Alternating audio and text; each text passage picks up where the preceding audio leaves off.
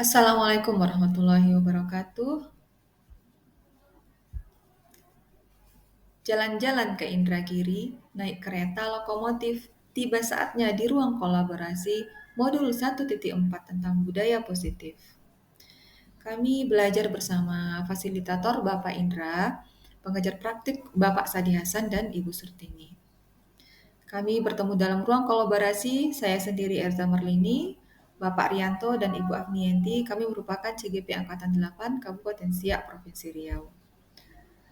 Apa saja yang dilakukan dalam kerja kelompok ruang kolaborasi modul 1.4? Yang pertama, kami mempelajari kasus-kasus yang disediakan.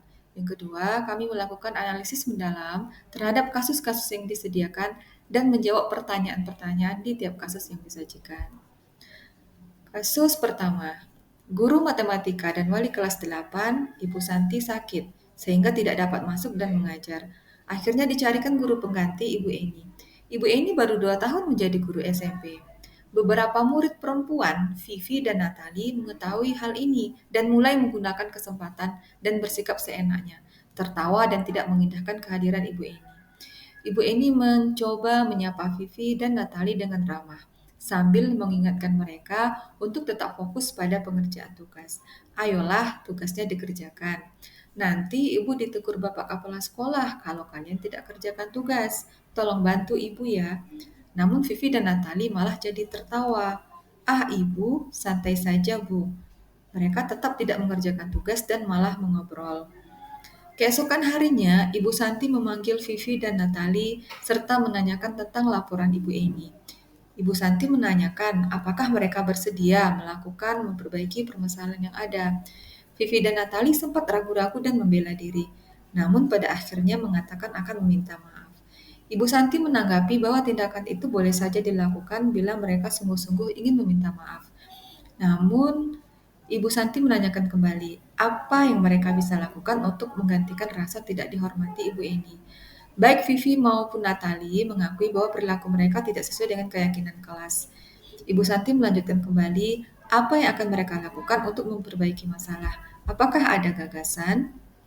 Setelah berpikir sejenak, Natali dan Vivi mengusulkan bagaimana kalau mereka mengadakan sebuah diskusi kelompok dengan teman-teman sekelasnya. Tema yang mereka pilih adalah penerapan keyakinan kelas, terutama sikap saling menghormati dan bagaimana penerapannya di kehidupan sehari-hari di sekolah. Usulan kedua adalah mengirim email kepada Ibu Eni tentang gagasan mereka tersebut. Mereka pun memberitahu Ibu Eni bahwa mereka telah memberitahu kepala sekolah, Pak Hasan, bila lain waktu ada ketiadaan guru, maka mereka akan mengusulkan Ibu Eni sebagai guru pengganti. Pertanyaan pertama, dalam kasus di atas, langkah-langkah restitusi apa saja yang sudah dilakukan Ibu Santi?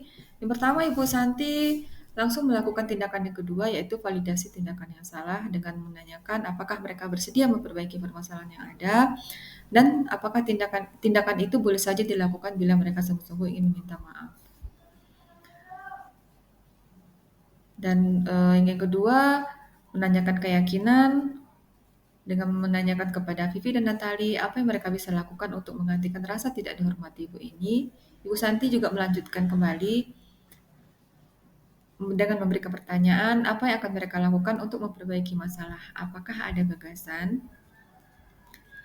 Pertanyaan kedua, menurut Anda apakah restitusi yang diusulkan Vivi dan Natali sudah sesuai dengan pelanggaran yang telah dibuat? Apakah langkah-langkah restitusi yang telah diusulkan mereka? Langkah-langkah restitusi yang diusulkan Vivi dan Natali sudah sesuai, tapi untuk gagasan keyakinan kelas, alangkah lebih baiknya juga disampaikan kepada Ibu Santi yang bertindak sebagai wali kelas. Dan untuk usulan guru pengganti, tidak harus ke kepala sekolah, tapi juga bisa ke guru piket.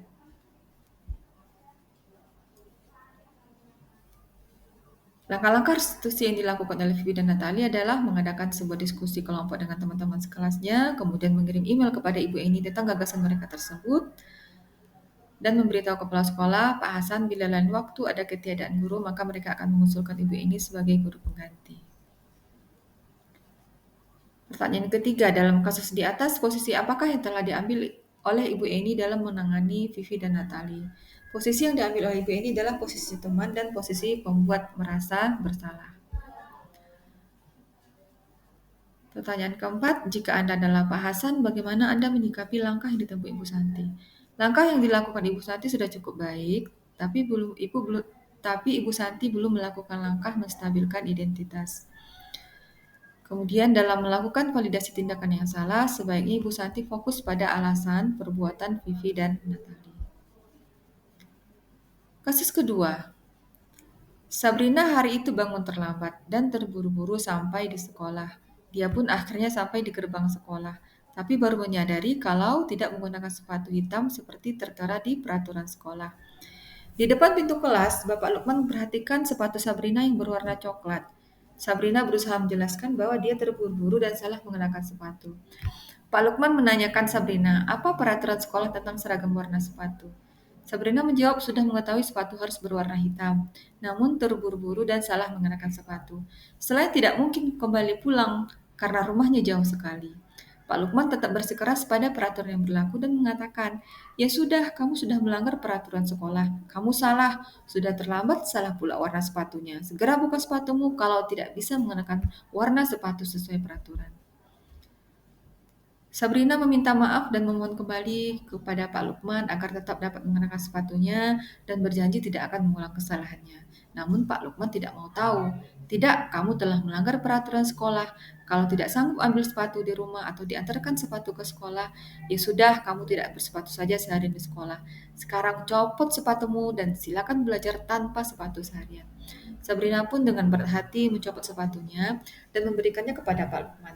Seharian dia tidak berani berkeliling sekolah karena malu dan lebih banyak berdiam diri di kelas tanpa alas sepatu.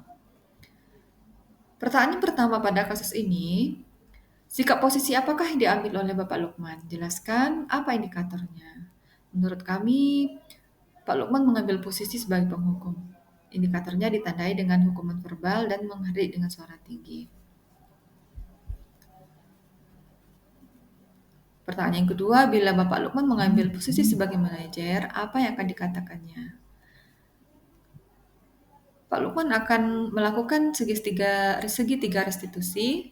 Yang pertama, menstabilkan identitas dengan mengucapkan, Sabrina, mengapa kamu datang terlambat? Sabrina, mengapa tidak menggunakan sepatu warna hitam, nak? Tidak ada manusia yang sempurna. Hari ini mungkin kamu lupa harus memakai sepatu warna hitam. Kemudian tindakan kedua adalah validasi tindakan yang salah. Pak Lukman akan mengucapkan, Sabrina, kamu pasti punya alasan mengapa tidak pakai sepatu warna hitam. Bagaimana cara Sabrina memperbaiki kesalahan ini? Yang ketiga, menanyakan keyakinan. Sabrina sudah tahu keyakinan sekolah yang sudah disepakati. Keyakinan sekolah apa yang sudah kamu langgar, Sabrina? Jika kamu meyakininya, apakah kamu akan memperbaikinya? Apa yang bisa kamu lakukan untuk memperbaikinya? Pertanyaan ketiga, kira-kira bila Anda adalah kepala sekolah di sekolah tersebut, nilai kebajikan apa yang ingin dituju oleh peraturan harus berwarna hitam? Pertama, nilai kedisiplinan, tanggung jawab, keindahan dan kerapian, kesetaraan dan kesederhanaan. Pertanyaan yang ketiga, kira-kira bila Anda kepala sekolah di sekolah tersebut, bagaimana Anda menyikapi langkah yang diambil Pak Lukman mengenai kasus tersebut? Sebagai seorang kepala sekolah, saya akan memposisikan saya sebagai manajer untuk berdiskusi atau berdialog dengan Pak Lukman. Kemudian akan mengadakan workshop dengan guru-guru di sekolah dengan tema posisi kontrol dengan penerapan segitiga restitusi agar semua guru mendapatkan pemahaman yang sama dalam menangani kasus murid. Kasus yang ketiga, Ibu Dani sedang menjelaskan pelajaran bahasa Inggris di papan tulis. Namun beliau memperhatikan bahwa Fajar malah tidur-tiduran dan tampak acuh tak acuh pada pelajarannya. Fajar, coba jawab pertanyaan nomor 3. Maju ke depan dan kerjakan di papan tulis. Fajar pun tampak malas-malasan maju ke depan. Dan sesampai di depan papan tulis pun Fajar hanya diam terpaku, sambil memegang buku bahasa Inggrisnya dan memainkan spidol di tangannya. Ayo Fajar, makanya jangan tidur-tiduran, lain kali perhatikan. Sudah sana, duduk kembali. Kira-kira siapa yang bisa? Fajar pun kembali duduk di bangkunya. Hal seperti ini sudah sering kali terjadi pada Fajar. Seperti tidak memperhatikan, acuh tak acuh dan nilai-nilainya pun tidak terlalu baik untuk pelajaran bahasa Inggris. Pada saat ditegur oleh Ibu Dani, Fajar hanya menjawab, "Tidak tahu, Bu." Ibu Dani pun menjawab lirih, "Gimana kamu, Fajar? Kamu tidak kasihan sama ibu ya? Ibu sudah capek-capek mengajarkan kamu. Tidak kasihan sama ibu? Dan Fajar pun dia membisu. Pertanyaan pertama pada kasus ini adalah, posisi kontrol apa yang diambil oleh Ibu Dani dalam pendekatannya kepada Fajar?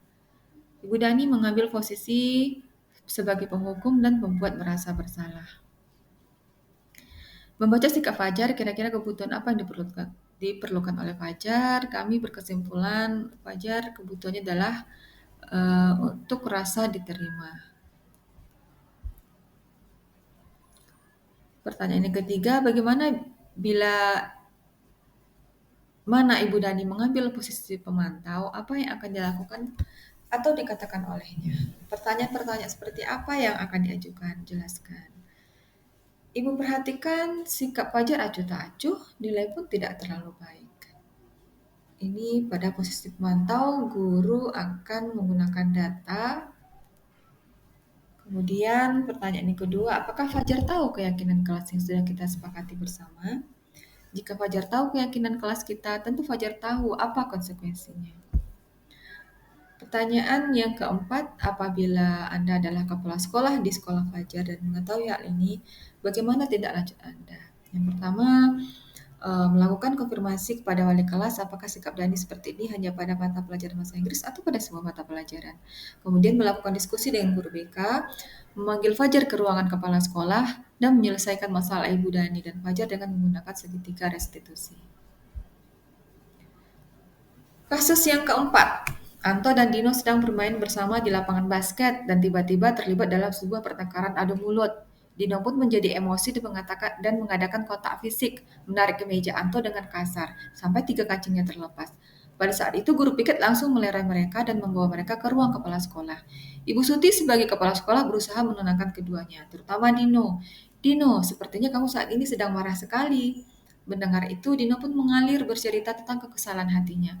Ibu Suti pun melanjutkan bahwa membuat kesalahan adalah hal yang manusiawi dan bahwa mempertahankan diri adalah hal yang penting. Namun, meminta Dino memikirkan cara lain yang mungkin lebih efektif karena saat ini Dino berada di ruang kepala sekolah. Ibu Suti melanjutkan pertanyaan tentang keyakinan sekolah yang disepakati, serta apakah Dino bersedia memperbaiki kesalahan yang telah dilakukan terhadap Anto. Dino pun akhirnya perlahan mengangguk.